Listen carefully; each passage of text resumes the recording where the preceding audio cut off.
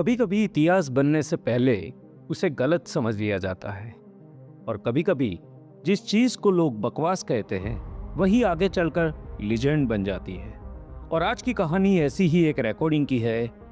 एक गाना, एक जिद और एक ऐसा दिमाग जो सिर्फ गाता नहीं था बल्कि खेलता था म्यूजिक के साथ, लोगों के साथ और एक्सपेक्टेशंस के साथ। ये कहानी है तीन दिग्गजों की, किशोर कुमार, आर डी बर्मन, शक्ति सामंता और बीच में एक सुपरस्टार राजेश खन्ना। 1970 का दौर बॉलीवुड अपने गोल्डन फेज में था। Romance, melody, emotions. और इस दौर में शक्ति सामंता और राजेश खन्ना की जोड़ी हिट की गारंटी मानी जाती थी। आराधना, अमर प्रेम, कटी पतंग। सपनों की रानी कब आएगी तू, आए रुक मस्त मर जाए मिट जाए। हर फिल्म, हर गाना सीधे दिल में उतर जाता था। इसी दौरान एक नई फिल्म बन रही थी, महबूबा। मैं तेरी कोई बनेगी मेरी महबूबा।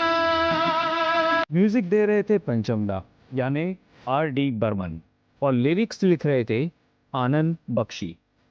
फिल्म में एक गाना था, मेरे नैना सावंदा। एक ऐसा गाना जो सिंपल नहीं था। ये बेस था राग शिवरंजनी, मतलब इमोशंस प्लस टेक्निक, दोनों का अल्टीमेट टेस्ट। अब यहाँ शुरू होता है कॉन्फ्लिक्ट। शक्ति सामंता का मानना था इतना क्लासिकल गाना सिर्फ मोहम्मद रफ़ी ही गा सकते हैं। उनका लॉजिक क्लियर था, किशोर अच्छा गाता है लेकिन ये गाना अलग है।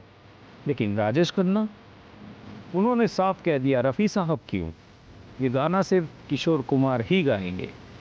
शक्ति जी ने राजेश खन्ना को कहा, राजेश तुम्हारे कितने सॉन्ग्स रफ़ी साहब ने गाए थे और जो हिट भी हुए हैं, और ये क्लासिकल सॉन्ग है। किशोर कुमार ना तो क्लासिकल सिंगर है और ना ही संगीत के जानकार। फिर क्यों तुम जिद कर रहे हो, और बाकी गाने तो किशोर गा ही रहा है। लेकिन राजेश खन्ना जानते थे, आर डी बर्मन का म्यूजिक, राजेश खन्ना की एक्टिंग और किशोर दा का प्लेबैक, मतलब सुपर डुपर हिट कॉम्बिनेशन जिसकी 70s में कोई कंपटीशन नहीं थी। टूटे अगर सागर नया सागर कोई ले ले। दूसरी बात जो राजेश ने शक्ति सामंता को बताई वो ये थी कि जब भी रफ़ी साहब प्लेबैक देते थे तो उनकी वॉइस टोन से मेरी एक्टिंग को मैच करने के लिए मुझे बहुत मेहनत लगती है, जबकि किशोर कुमार का वॉइस टोन उनके नॉर्मल स्टाइल से भी मैच करता है। तो किशोर दा is a safe and best option for me. ये सिर्फ एक चॉइस नहीं थी, ये एक जिद थी। और इसी जिद की वजह से रात के 2 बजे राजेश खन्ना सीधे पहुंच जाते हैं किशोर कुमार के घर।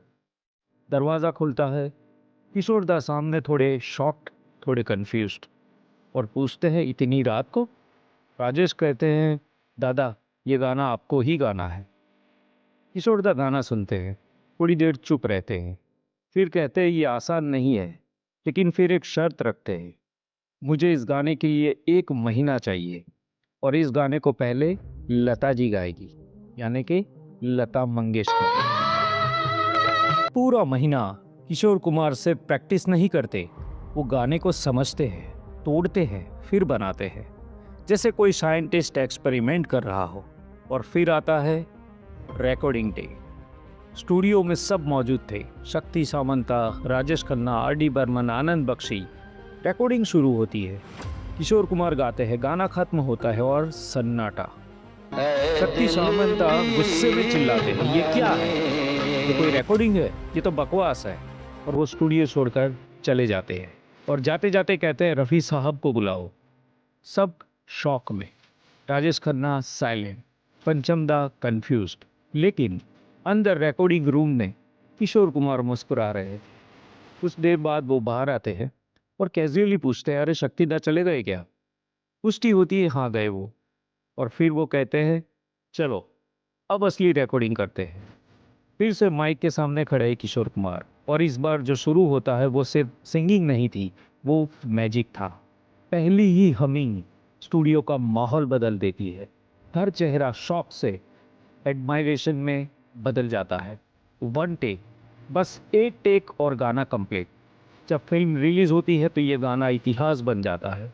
आज भी जब कोई इसे सुनता है, मेरे नैना सावन भादो, तो उसे सिर्फ गाना नहीं सुनाई देता, उनको गाने में पहले वो हमिंग ही गाने का समा बांध देती है।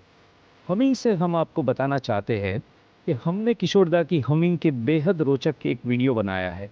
अगर आप किशोर कुमार के चाहक हैं और आपने इस वीडियो को नहीं देखा तो आपने निश्चित तौर से बहुत कुछ मिस किया है। लिंक डिस्क्रिप्शन में दी है, अब देखिए और बताइए आपकी क्या राय है। मेरे नैना सावन भादो सुनने वाले को सिर्फ गाना नहीं बल्कि उसमें एक कहानी सुनाई देती है। एक ऐसी कहानी जहां एक डायरेक्टर ने उसे रिजेक्ट किया, एक एक्टर ने उसके लिए फाइट की और एक सिंगर ने उसे इमॉर्टल बना दिया। कभी कभी ग्रेटनेस प्रूव करने के लिए पहले गलत साबित होना पड़ता है। और किशोर कुमार वो सिर्फ सिंगर नहीं थे, वो एक जीनियस माइंड थे जो जानते थे अगर आपको इस बात पे यकीन नहीं है तो आप हमारी ये वीडियो ज़रूर देखें। कब क्या करना है और कब सबको चौंका देना है, ये खासियत थी किशोर दा की। आज भी वो गाना जिंदा है, लेकिन सवाल ये है, आज के म्यूजिक में क्या वैसी मेहनत, ऐसा जुनून और वैसा दिमाग है किसी के पास? अगर आप मानते हैं कि किशोर कुमार जैसा कोई नहीं, तो कमेंट में लिखिए लेजेंड्स नेवर डाइज या Kishore Kumar the real singer. मिलते हैं आपको अगली वीडियो में बहुत जल्द आपसे।